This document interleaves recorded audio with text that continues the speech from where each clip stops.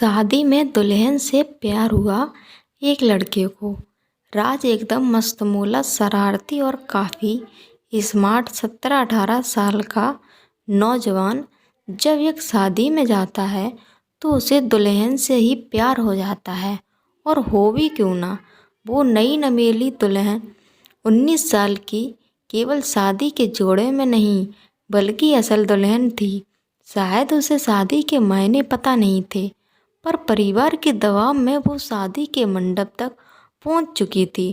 पर केवल शारीरिक रूप से शायद उसकी मन स्थिति इस शादी से इनकार करने की थी।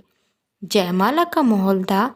दूल्हे के चेहरे से कैमरे के लाइट्स रिफ्लेक्ट कर रहे थे और वहीं दुल्हन के चेहरे के भाव जैसे भोर की कली जब शाम तक मुरझा जाती है उस तरह के प्रतीत हो रहे थे।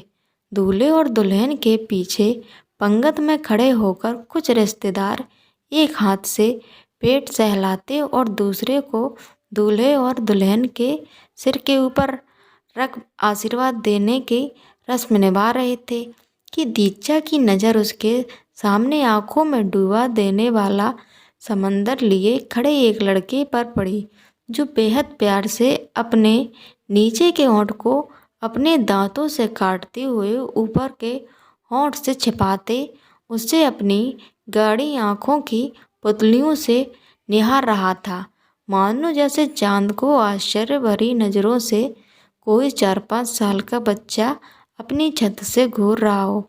दीक्षा को असहज पाते ही राज एकाएक अपनी नज़रों का ढलान अपनी शर्ट के तीसरे बटन की ओर पाया। अब अगले कुछ घंटों तक दीक्षा की नज़रें राज को दूर तक तलाश रही थीं। थोड़ी देर में जयमाला की प्रक्रिया समाप्त हो गई। राज एक जिद्दी लड़का भी था। ये बात तब सिद्ध हो जाती है जब दीक्षा कमरे में कुछ मिनटों के लिए अकेली थी। राज उसके कमरे में घुस जाता है और ये कहते हुए कि दिल आ गया आप पर, टिश्यू पेपर पर एक टुकड़ा कमरे में छोड़कर खुद ही भी कमरा शादी का लॉक और दीक्षा के माथे पर आश्चर्य की एक पतली रेखा छोड़ जाता है। कुछ दिनों बाद जब दीक्षा अपने ससुराल में ठीक तरीके से खुद को संभालते कर लेती है तो उसके जौहन में राज का ख्याल आता है।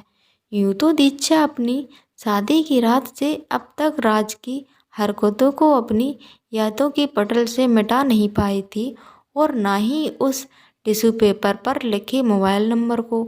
मुझे पूरी उम्मीद थी कि आपका कॉल आएगा ही, पर जोर देकर पर इतने वक्त बाद आएगा इसका अंदाज़ा ना था। राज दीक्षा का फोन उठाकर अनजान लड़की के लफ्ज़ सुनते ही, आपका नाम क्या है? दीक्षा पूछती है। राज यादव। और आपका? वैसे मैं जानता हूँ, फिर भी आपसे सुनना चाहता हूँ। राज अपना नाम बताते हुए। और क्या जानते हैं आप मेरे बारे में? सब कुछ। राज दीक्षा की बात काटते हुए।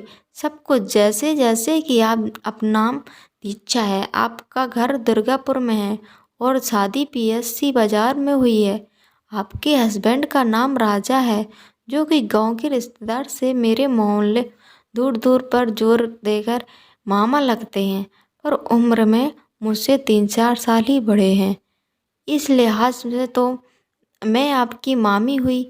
इस बार दीक्षा झट से राज की बात काटते हुए, जी नहीं, ये सिर्फ मान्यता है और वैसे भी वो मेरे मामा नहीं हैं। गांव की किसी भी रिश्तेदार से गांव के सारे लड़के उन्हें मामा कहते हैं। जो भी हो, एक बार कहानी थी आपसे। राज दीक्षा से, हाँ कहिए। आप बहुत खूबसूरत हैं। Thank you, you are welcome. Okay, मैं जा रही हूँ। अरे इतनी जल्दी? आशा भरे लफ्ज़ों में हाँ, और अब दोबारा कॉल भी नहीं करूँगी। अरे ऐसा कैसे? राज की बात ख़त्म होने से पहले ही फ़ोन कट जाता है। निसंदेह दीक्षा का फिर से कॉल आता है। राज और दीक्षा एक हो जाते हैं, पर दीक्षा अपने पति, बच्चे और परिवार से दूर ना हो सकी। ना चाहते हुए बचपन और जवानी के बीच ही परिवार के दबाव दीक्षा शादी तो कर ली, पर अपने बचपन और जवानी के आनंद को ठीक ढंग से ना भोग पाई। शायद इसीलिए दीक्षा आज भी राज के साथ ज़्यादा खुश रहती है। अपने पति की तुलना में कुछ लोग गलत भी ठहरते शादी के बाद भी किसी और से प्यार करने को, पर इससे दीक्षा की क्या गलती है? उसे तो वक्त ही नहीं दिया गया प्यार को समझने के लिए। जब सही वक्त आया तो वो उसकी शादी की रात थी।